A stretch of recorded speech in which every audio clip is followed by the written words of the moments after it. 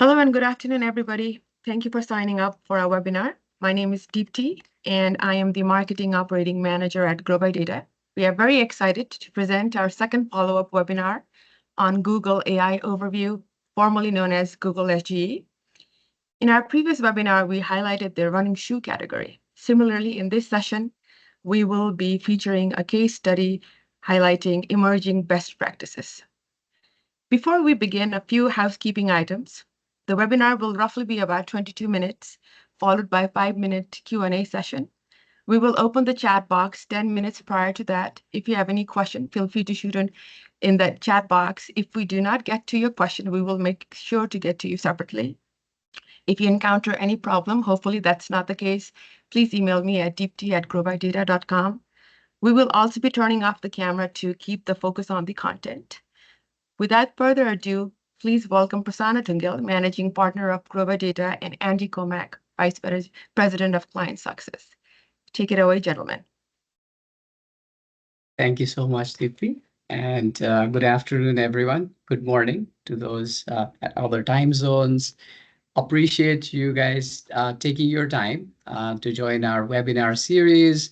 Our goal is really to share some of the changes we have been noticing, under Google AIO, formerly called Google SGE, share what we have seen, for a while that we've been monitoring this, uncover who's winning versus losing in certain categories that we're tracking. And it's interesting, some of the large brands that were historically strong are perhaps seeing their reduction in visibility. So that's more to come on that. And then finally, and most importantly, what could be some strategies so that you can win, right? Now, before we get started and really share the details, I wanted to let you know that this is a very complex topic and one which is so specific to your clients or brands. And this is not really going to answer all of the questions, but we're here to help. And our expertise is really monitoring this data and then really providing insights and collaborating with you. So we're here to help. You could reach out to me, Prasanna, or my colleague, Andy, and we'll jump in and be there to help. So before we get started, let's start with a fun question. How prepared do you feel for AIO? 3 choices. 1, very well prepared. Number 2, lots to do. And number 3, lost. Take it away. All right. Thank you. Okay, thank you very much, Prasanna. Hi, everyone. This is Andy. I'm looking forward to going through this with you all. We'll share those poll results with you in just a few moments. First, I just wanted to start out and acknowledge what all of us have been seeing and hearing about Google not delivering the best quality results. There are all kinds of memes out there.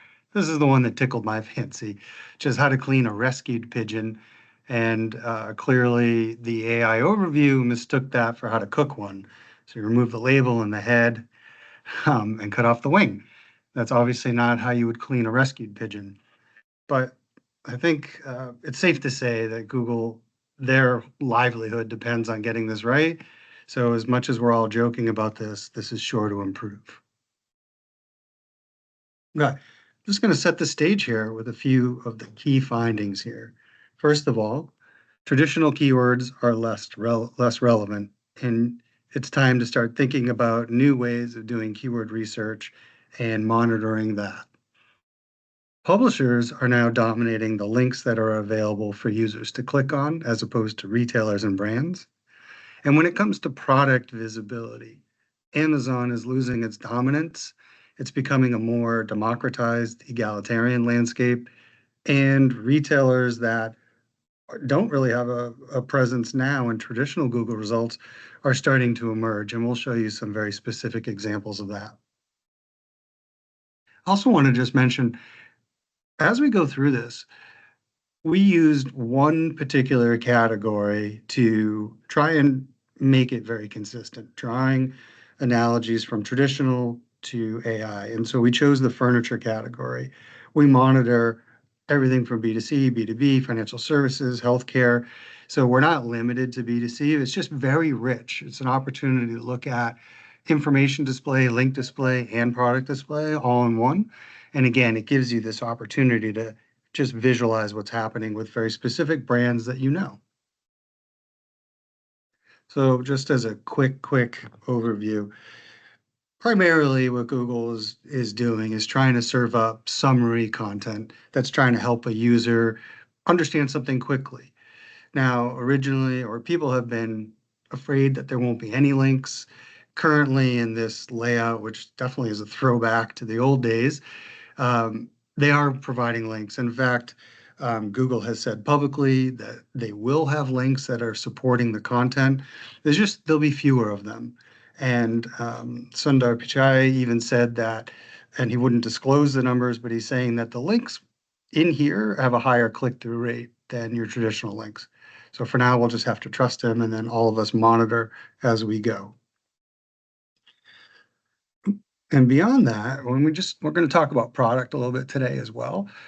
There's multiple product layouts. Here are the three primary ones. And what's interesting here is it does vary by not just category, but subcategory. So I'm going to just show you down here the product carousel. This is very specific to the fashion category. I have not seen it outside of that. And in fact, in the HTML, Google is calling this widget an apparel carousel, or they're using the word apparel for short. You'll also see product grids. And today, when we're talking about furniture, I thought it was worth mentioning that this has become the dominant product display, these feature tabs where a user can tab through. And we're not just seeing it in furniture, but this is a highlight of one of the main product display features. Just quickly, and we'll talk about all the changing landscape. Everything's been changing so fast. But when we did our first webinar on this, we were seeing local results embedded in the AI results. And after May 18th, and we'll show you a lot of things changed, but this is just worth mentioning that local pack got moved outside of the AI results and is just present in your traditional results. However, if you did a near me type keyword search within there will be local information. It's just that it's not the default. Okay, so we're talking about rapid changing, right? And at Google's I/O event on May 14th, when they finally rolled it out outside of labs to everybody, they also made sure to tell everyone, we're going to serve it less. We're going to show you AI results when we think we can offer value to something more complex. And so what we've seen is this is a steep decline in the traditional keywords that we were already scanning. And so this has gotten all the way down to about 10%. It'll depend on category. There's higher and lower, but there's a very obvious steep trend since they made the public rollout. But in line with what they're telling us about answering complex questions or trying to serve up value in the AI summaries, questions are generating AI results at a much higher rate. And we even did an experiment where we went and looked at our traditional keywords that we're scanning. We pulled all of the people also asked questions that were related to those, and we fed them into what we were doing, and you can see a nice pop here. I'm not saying that people also ask, is the solution to new keyword research?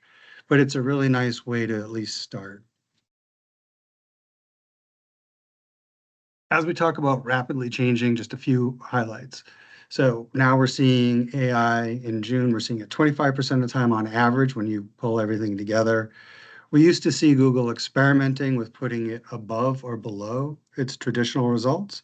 It's always above now. We were seeing ads both above and below, never in the AI results. We're still not seeing that, even though Google has announced multiple new ad formats, and we'll be keeping an eye on that. But what we're saying here is Google was playing around with displaying ads above and below, Now they're only going below. This 3% number is very shocking and not what you would expect at all, not what I would have expected. I've poured through hundreds of screenshots because we capture a screenshot every time we're monitoring something. And truly, there's a lot less product that's being served under. When it is, it's sponsored product. It's shopping carousel, not text ads. And when they first had AIO or SGE available to people, they were giving users suggested questions to click on as a follow-up prompt, which was really nice because we were able to monitor that, gather it, and use it for keyword research. But now they're not doing that, probably deliberately to not allow people to deconstruct what they're doing. Okay, this is a good time to pause. Just how did those poll results turn out? The results not very surprising, as 60% feels there is still lots to do. Okay, lots to do, but also already in the process of analyzing. So that's good to know. And I mean, that's obviously good for us because we're here to help you and not just give you data and not just give you reporting, but really collaborate with you and make sure that we're even providing analysis and support beyond that. So anyway, I guess it's good for us to hear that not everyone's fully prepared. Okay, let's just talk about who's winning and losing. Again, we're drilling in specifically into this furniture category for illustration purposes. Now, I was saying that more complex questions or complex queries are generating results. So I used this example of dining room tables, small spaces reviews, as if someone's looking for help in how to pick something. And you can see in your traditional blue link results, you've got Wayfair and a couple Amazon results.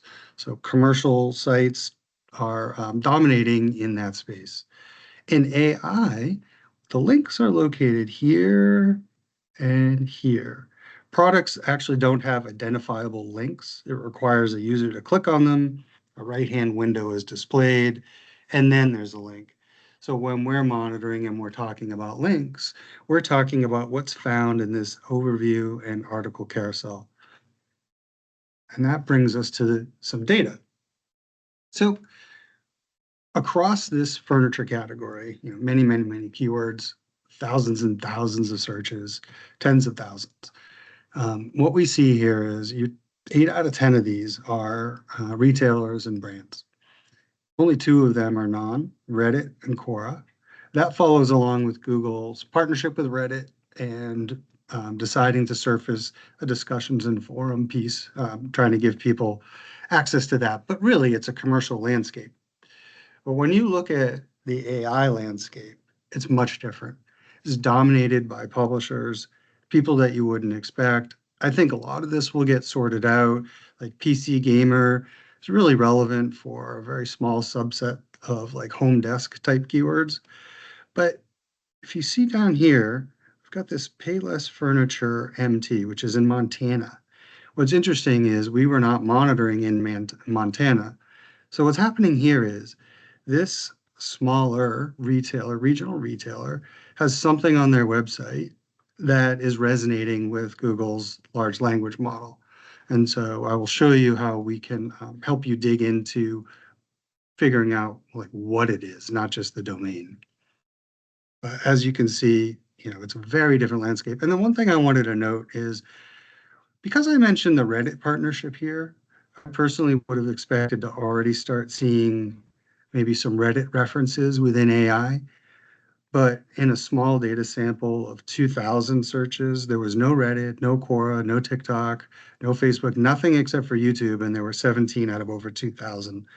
I would expect to see that change, but at the moment, it's not. Google's not incorporating that. I'm sure they're incorporating it in terms of the context and guidance and summary, but in terms of surfacing links, it's not there.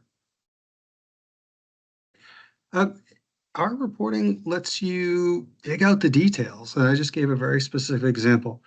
So in the previous slide, I was talking about publishers are winning, but there are definitely cases where a retailer like Wayfair has been successful in getting their content picked up. So how to choose the right size sofa for my living room is generating an aggregated description that's not just being taken from here, but this is one of the sources. And so we have all of these individual details. And you can see here how to choose the right size sofa. It's fitting your traditional title tag. And then there's some summary content. And the strategy here would be to go and look at these pages one by one, compare them with you and other sites, and try and deconstruct what's working. There's things like credibility signals, like citations and other things that are giving the large language models their signals. But the real place to start is by knowing what and what to look at. Also, it's worth noting that we capture all of this content. And what I actually forgot to mention in a previous slide, one thing that we've noticed is people who are doing short tail branded searches, AI is not being served to them. It was at one point. But if you were to get more complex and search for comparing specific brands or asking what are the best brands or the best makes or models, within this description, if specific brands and retailers are mentioned, we could do custom analysis with you and look at share of search voice. So how is your brand being represented in here? And that would just be a collaboration. And also in our reporting, screenshots of these results are available so you can have context. All right, let's move on to products. So if you've been in Google and you're looking for a product like sofa for a small space in this example, as you're scrolling through a page, you're going to find these grids, these blocks. These are called merchant listings. They're fed primarily through Merchant Center product feeds, the same source that would go into sponsored product ads. However, these are free clicks. Google's primarily using that. They're supplementing it. We know they're supplementing it with some other data like product detail pages and schema. But I'll show you on the next slide, it's going to be a very different landscape. So in AI, this is where product is.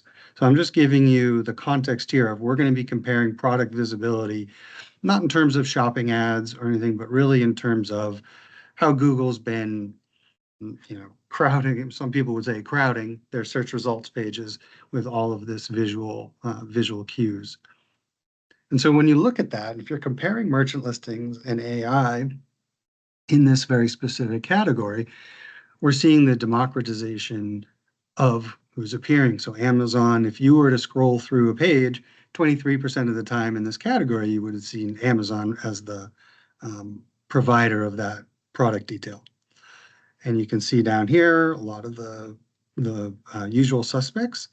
And then you get here, and Wayfair moved up from 7th all the way to the 1st, doubling its share of voice.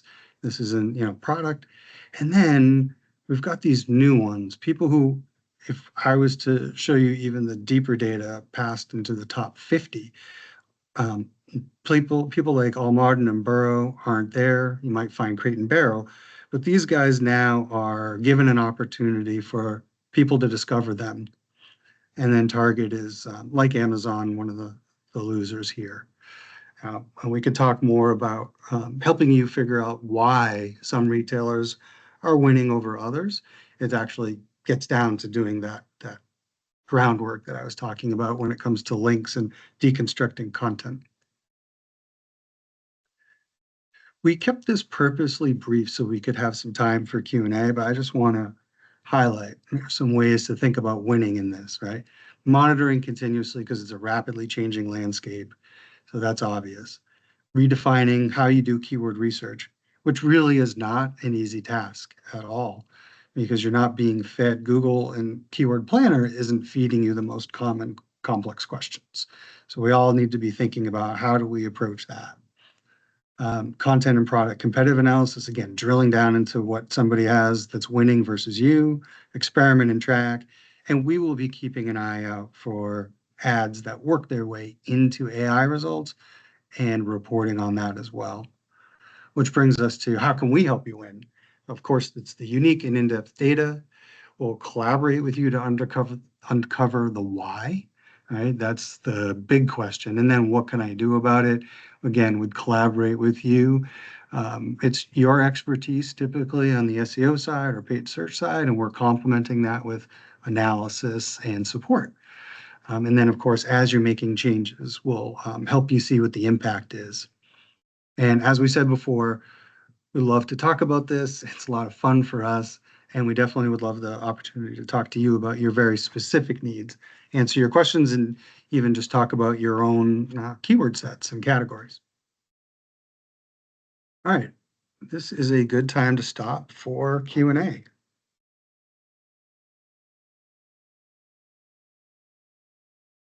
So Deepti, do we have questions? Okay, so I have a question here. It says, how can we take action on the data? Okay, that's the million-dollar question, of course. So again, I think right now it comes down to, as search marketers for 25 years, we've been trying to deconstruct Google's algorithm. We all finally got to a place where at least we understood some of the buttons to push, links and content and all that stuff, right? And now it's kind of starting over again, just like I was talking about with keyword research.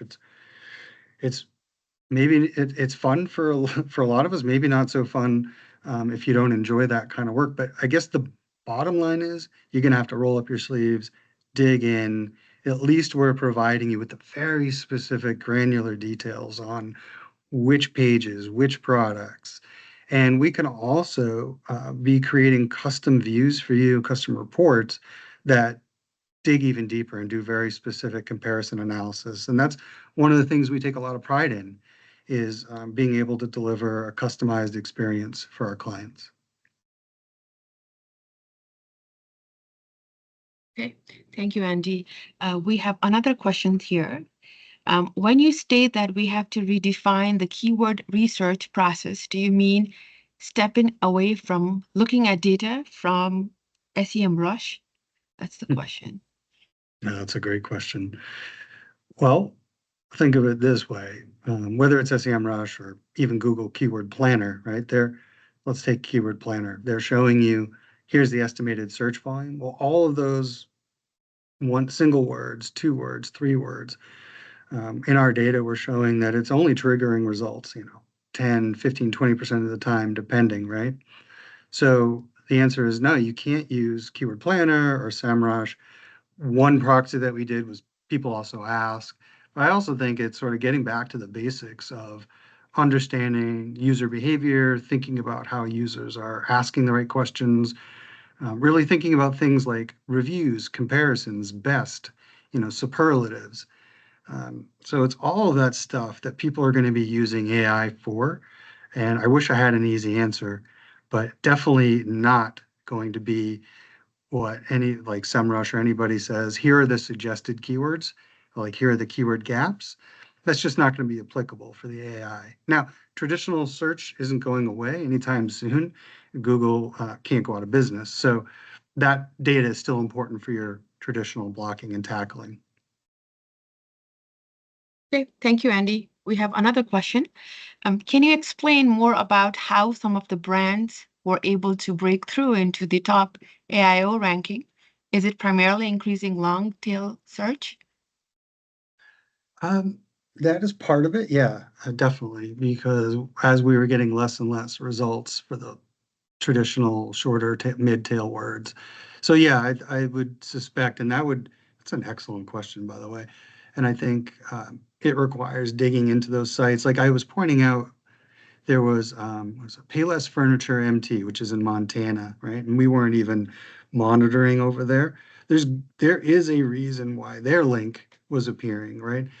And when you look at products like All Modern and Room and Board, or I forget the other ones, but when you look at those, it could be that. But we've seen this in other categories. It's just being spread out.